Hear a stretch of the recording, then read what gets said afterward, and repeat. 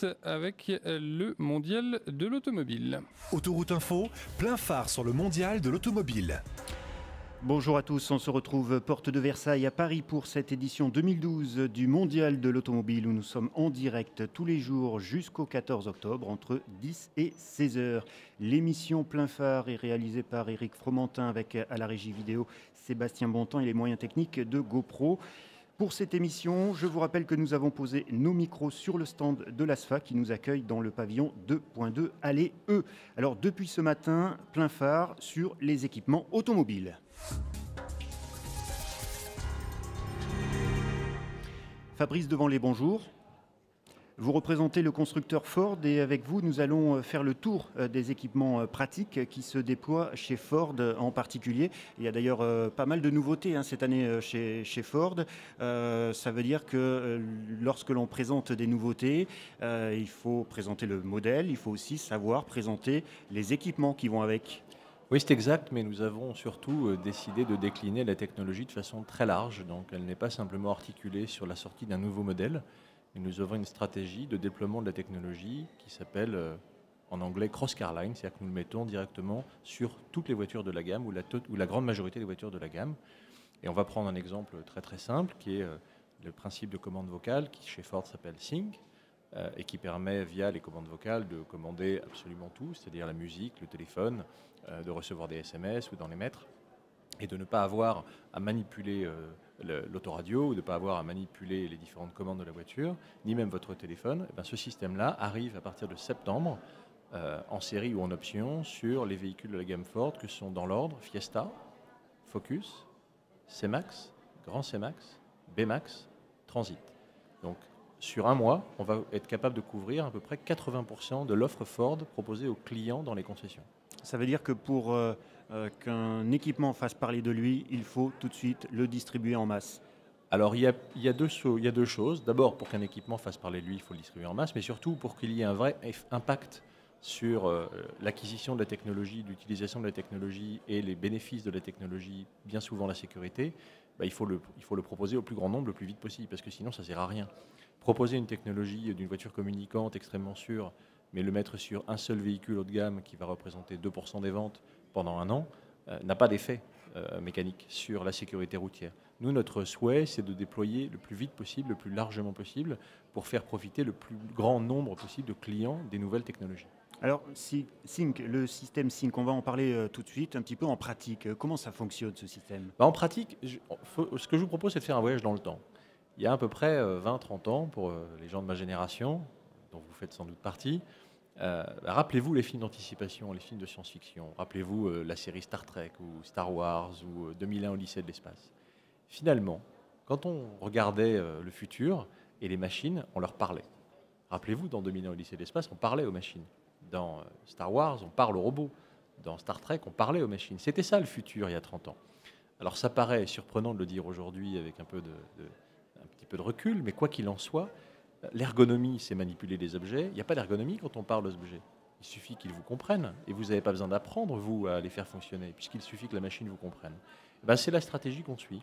Donc aujourd'hui, avec Sync, vous avez un principe de commande vocale qui va vous permettre, par exemple, vous êtes en voiture, vous avez juste un bouton sur le volant, vous appuyez sur ce bouton, c'est toujours le même, et là, vous dictez une commande. Vous dites, par exemple, jouez Alain Souchon, ou écoutez la balade de Jim, écoutez U2, ou écoutez Born in the USA de Bruce Springsteen, et instantanément, la musique que vous avez préalablement chargée via une clé USB, via votre téléphone en Bluetooth, va jouer. C'est-à-dire que la voiture va jouer exactement ce que vous avez envie d'entendre au moment où vous le dites. Voilà, ce qui veut dire que, en fait, l'usager, le consommateur, celui qui a sa fameuse voiture Ford finalement, et ce système Sync a juste besoin au préalable de charger dans l'appareil les morceaux musicaux, là en l'occurrence puisqu'on parle de musique, Exactement. les morceaux musicaux qu'il va vouloir écouter plus tard comme un système MP3 un peu. C'est exactement le même, c'est exactement ce principe-là. Vous connectez n'importe quelle source audio, ça peut être une prise USB, un lecteur MP3, un téléphone en Bluetooth, ce que vous voulez,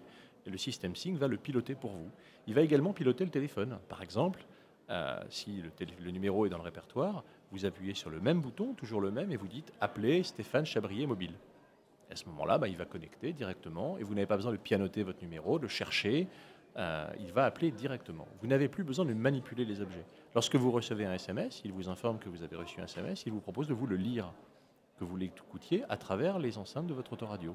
Vous n'avez plus à le lire sur un écran, vous allez l'entendre. Et vous pourrez choisir la réponse que vous allez envoyer à travers un choix de réponse. Vous aurez des réponses simples, je suis sur la route, j'arrive dans 10 minutes, je suis en réunion. Et ça, vous n'aurez pas non plus besoin de manipuler le moindre objet, il suffira de dire « renvoyer cette réponse ». Finalement, c'est quelque chose qui s'inscrit dans le concept de la voiture connectée. Bien sûr, c'est le principe de la voiture connectée. Alors on en est au balbutiement, si je peux dire, parce que dans moins d'1 an, on aura des prises 4G qui permettront d'avoir des hotspots Wi-Fi pour les passagers. Mais ça s'inscrit surtout dans la volonté de rendre la technologie facile. Toujours dans le cadre de Sync, il y a une fonction absolument magique qui s'appelle le Ford SOS. Vous avez un accident, où que ce soit, la voiture détecte que vous avez eu un accident. À ce moment-là, d'elle-même, elle va appeler les secours et prévenir que la voiture a eu un accident à telle coordonnée GPS. Alors vous allez me dire, c'est relativement simple. Il y a des voitures qui le proposent avec un bouton SOS. Oui, c'est vrai. Mais là, c'est une fonction automatique, gratuite, sans abonnement, qui utilise votre téléphone. Alors là, on parle d'un équipement de sécurité. Attention toutefois à l'impact des équipements à bord d'un véhicule, parfois élément de distraction, et les consommateurs ne sont pourtant pas forcément sensibles à cette course à l'équipement embarqué. Et on va écouter tout de suite Flavien Neuvy, qui est responsable de l'Observatoire de l'automobile. Les clients ne demandent pas forcément tous des voitures suréquipées. C'est un peu le chemin qui a été pris ces dernières années, toujours plus équipé, toujours plus suréquipé. Des options qui sont quasiment devenues des équipements de série, et donc du coup des voitures plus chères. Et les automobilistes, eux, ne disent pas qu'ils ont besoin de voitures suréquipées. On en a 55% qui nous disent même on peut enlever quelques équipements si ça fait baisser le prix de la voiture. Donc pour les constructeurs, la difficulté, elle est là, sachant qu'ils se battent beaucoup sur les prix, Ils font beaucoup de promotions de remises, mais ils le font parce que ça marche. Alors c'est vrai qu'en ce moment c'est difficile, mais c'est un levier qui est absolument essentiel et qui globalement marche bien.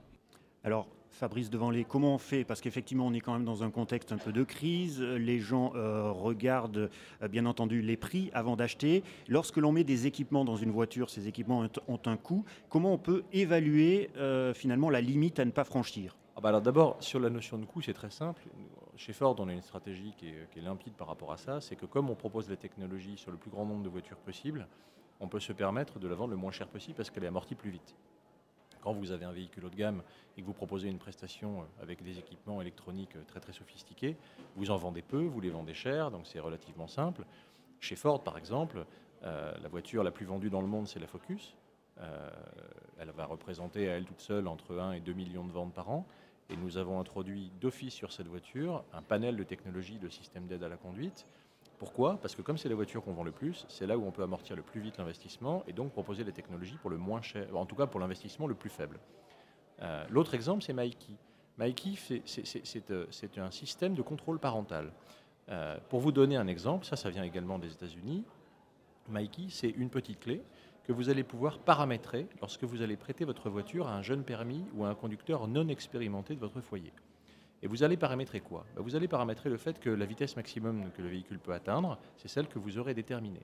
Vous aurez paramétré également une alarme de survitesse en disant à partir de telle vitesse, je t'alerte que tu roules un peu trop vite. Par exemple, au-delà de 90 km/h pour un jeune permis, en théorie, il n'a pas le droit de les dépasser. Vous allez pouvoir limiter le volume maximum de l'autoradio. Vous allez pouvoir interdire le fait de désactiver les systèmes d'aide à la conduite, le SP ou le freinage automatisé en ville.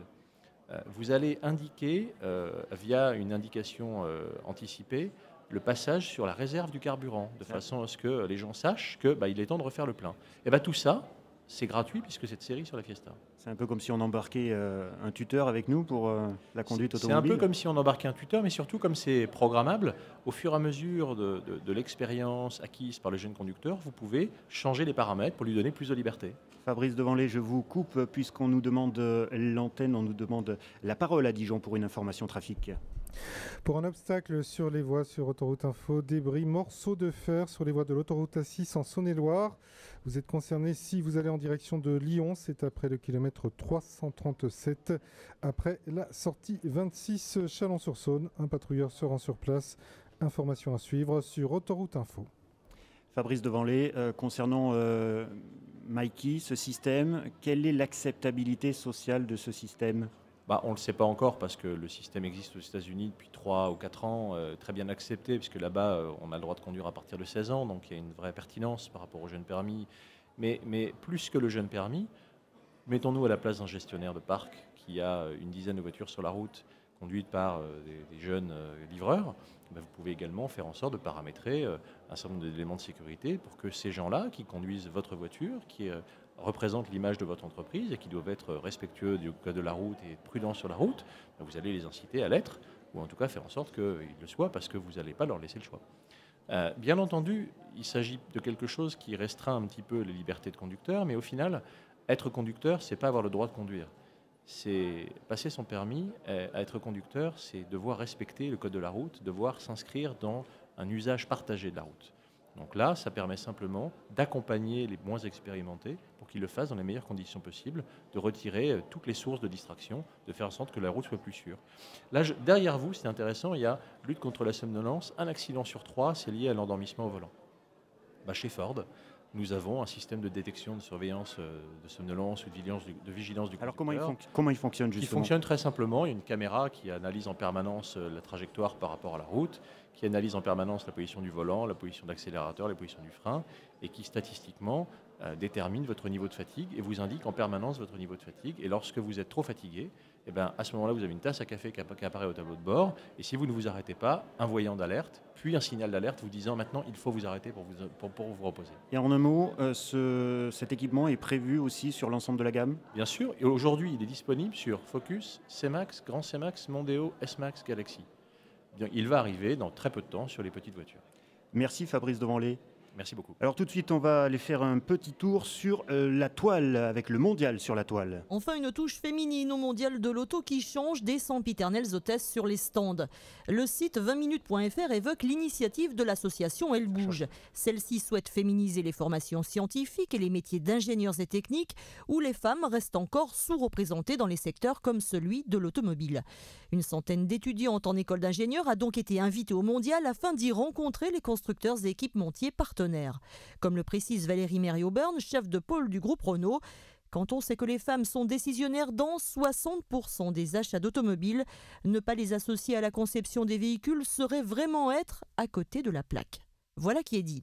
Sinon, le site degroupnews.com propose un tour d'horizon des solutions développées par les constructeurs d'automobiles pour rendre les voitures communicantes. Plus que des gadgets, il s'agit d'une assistance indispensable à la sécurité et au confort. Les opérateurs en téléphonie mobile s'en frottent déjà les mains avec l'arrivée plus ou moins proche d'un abonnement pour voiture. Voilà, dans 3/4 d'heure à midi, Adeline Després recevra ici même Guillaume Devauchel de Valeo. Je vous rappelle que le mondial de l'automobile 2012 est à suivre aussi sur autorouteinfo.fr et sur les réseaux sociaux.